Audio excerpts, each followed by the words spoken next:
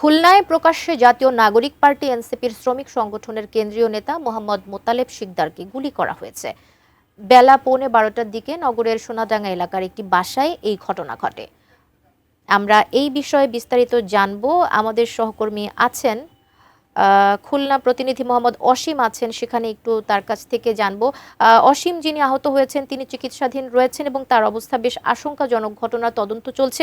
প্রশাসন থেকে কি কি রকমের ব্যবস্থা নেওয়া হয়েছে এবং তার শারীরিক বর্তমান কি অবস্থা দেখছেন জানাবেন।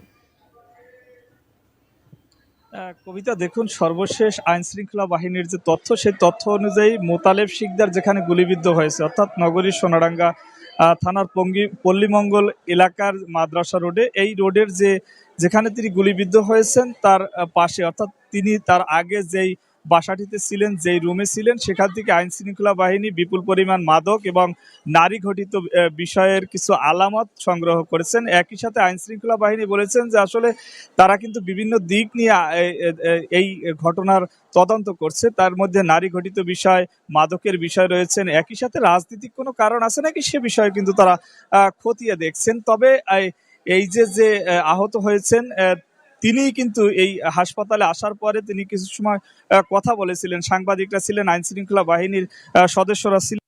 নোভা এলইডি টিভি, ঝকঝকে ছবি, নিখুঁত শব্দ, 5 বছরের ওয়ারেন্টি। নোভা মানে সঠিক মান, নিশ্চিত সেবা।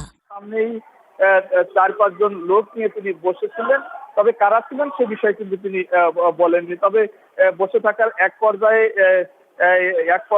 4-5 জনের মধ্যে থেকে তাকে কিল ঘুষি শুরু করে পরক্ষণে কিন্তু কিল ঘুষির এক পর্যায়ে 4-5 জনের মধ্যে থেকে তাকে কিল ঘুষি শুরু করে পরক্ষণে কিন্তু কিল ঘুষির এক অস্ত্র ঠেকিয়ে গুলি করে, অর্থাৎ এই মাথার বাম পাশ দিয়ে তার গুলিটি লাগে। তবে গুলিটি ভিতরে যায়নি, গুলিটি ভেদ হয়ে বের হয়ে গিয়েছেন, এটি চিকিৎসকরা বলছেন। তবে তিনি এখন আশঙ্কা মুক্ত রয়েছেন, কারণ তার তেমন কোনো ধরনের বড় ধরনের সমস্যা নেই, বা এখান থেকে পরিবারের পক্ষ থেকে এবং